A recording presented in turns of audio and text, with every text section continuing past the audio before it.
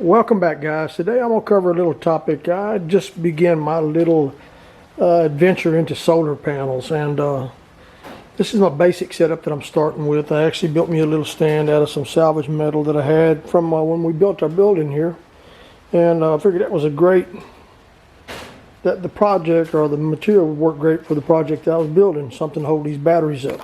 Now we're starting out with 4 batteries. We only have 2 of them connected right now in parallel. And we got us one of these, I don't know how to pronounce that, Luvian 2000, 4000 watt inverters. It's a pure sine wave inverter. And after doing a lot of research out there on YouTube, I figured, pure sine wave was the way to go.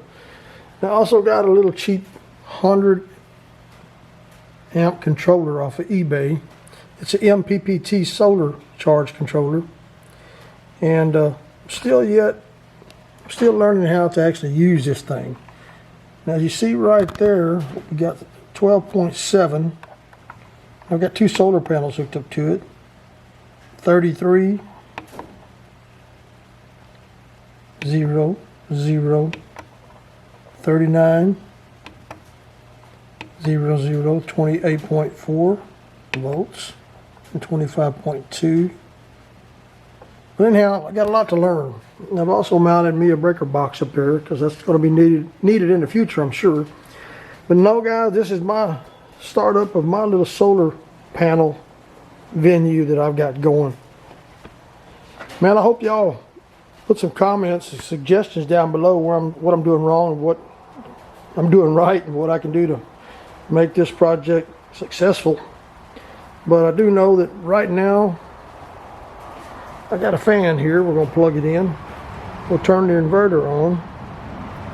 Like I said, I'm a rookie at this, guys, so bear with me. But I'm going to show you what I got going right now at this point. And I got that fan draws 13.8 amps. As you see, 11.8 of the battery volts. There's 2 batteries only, 117 copper numbers. Now I ran that fan for 4 hours yesterday out here while I was working in this hot shop doing some welding over here. And that was a blessing, just 101 degrees in the shop. My next thing is I want to add this to the system. It's a 200 amp high precision watt meter and power analyzer. I'm curious to see what the panels are actually doing before it gets to the controller. I figured that would be the way to go. Put something like that in there. Again, I got all this information from a lot of people out there on YouTube. Now YouTube, man, is fantastic. But this solar stuff, man, is just way over my head. And I'm getting in pretty deep, but I'm going to learn it with the help of a lot of other people out there on YouTube. Now let me take you over to the solar panels. Right now, I've got 2 290 watt solar panels hooked up to it. And they're just sitting out here in the sun. I don't have them mounted up on the roof. I've got to get up there on top of that shed right there. I'm going to put me 4 of them up there to start with. And all I'm trying to do is get enough power out here in the shop where I have a few lights and a fan running. It ain't going to be one of these off the grid, let me sell the energy back to the power company. It's just going to be something where I can have some sort of power out here. So, pass or fail, we're going to go with the project. I've got a bunch of these panels. I got, I think, 35 of them. I'm going to sell probably about 10 of them. And I'm going to use the rest myself. But I think they're 77 inches by 39 inches. Pretty big panels. They'll crank out quite a bit of electricity, hopefully, when the sun hits them. So guys, as I stated earlier, I know I probably haven't passed on much valuable information, but I do hope to get a lot of people or subscribers out there that'll come back and point me in the right direction if I'm going the wrong direction. Like I said, I'm a rookie at this, and this is all new. I am going to take, and you see I got this wire here running parallel on the positive side to this battery and this battery. Same thing on the negative side, last battery to the last battery. Now I think the next step is to go ahead and cut these wires, like right here, put me another end on it, tie it to this battery, put an end on this one, tie it to this battery.